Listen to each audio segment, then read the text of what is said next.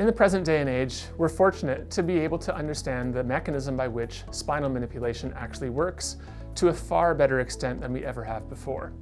People will still talk about manipulation as though they're cracking their joints or cracking their bones. Even my grandfather used to say this to me. And of course, it is factually untrue. The noise that we hear when we do a manipulation of a joint is nothing more than nitrogen gas bubbles that are popping as we're changing the pressure within the joint. When we take a joint, we are actually manipulating it by increasing the volume, which decreases the pressure. That sudden drop in pressure causes nitrogen gas to come out of solution and the bubbles pop. This is the noise that we hear, but it's merely an artifact of the actual manipulation. The benefit comes from two separate mechanisms of action. The first and obvious one is the mechanical movement of the joint a little bit.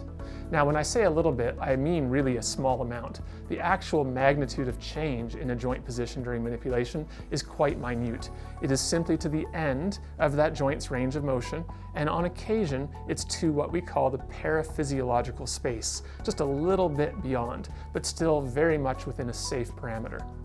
When they look at the amount of force that's applied during a manipulation, it is 1/9 of the force required to damage even the most delicate tissue within your spine. And for the case of cervical manipulation, it's only 1/5 of your natural range of motion. If you imagine shoulder checking as you're driving later on today, you're moving your head significantly further than somebody does when they do a very controlled, gentle spinal manipulation.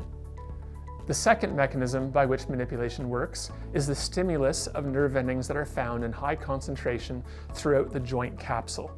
Imagine that your joint has a Ziploc bag around it, and that Ziploc bag contains the joint fluid. Lining that Ziploc bag are tens of thousands of nerve endings that sense everything from pain, temperature, position, balance, vibration, you name it. And they convey information regarding the status of the joint to the brain constantly. As soon as we do an actual manipulation of a joint, we stretch very quickly that joint capsule, which effectively changes the signal that gets sent to all these little sensors. Those sensors now change the signal they send to the brain, and within something as short as 30 milliseconds, the brain responds by altering the signal that it sends back to that joint as well as to the corresponding muscles around it.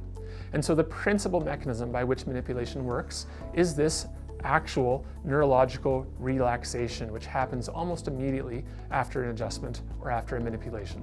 Should you have questions about manipulation or would like to learn more, you can find a whole repository of articles on our website at elitesportperformance.com.